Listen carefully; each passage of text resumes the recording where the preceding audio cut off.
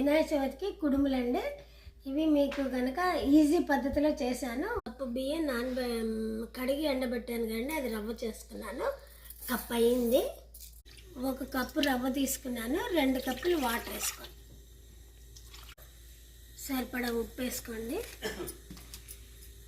నేను రాత్రి నానబెట్టుకున్న బొబ్బర్లు కూడా వేస్తున్నానండి. ఒక 2 స్పూన్లు, పెద్ద స్పూన్లు బొబ్బర్లు, శనగపప్పు,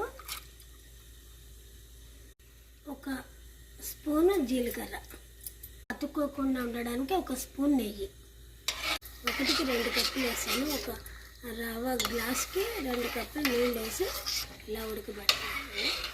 చల్లారాలి. చల్లారాక ఉండలు చేసుకొని ఇడ్లీ పాత్రలో 15 నిమిషాలు పెట్టుకోండి. 10 నిమిషాలు పెట్టానండి. ఇలా ఉడికే. ఇది వినాయక చవితికి కుడుములండి.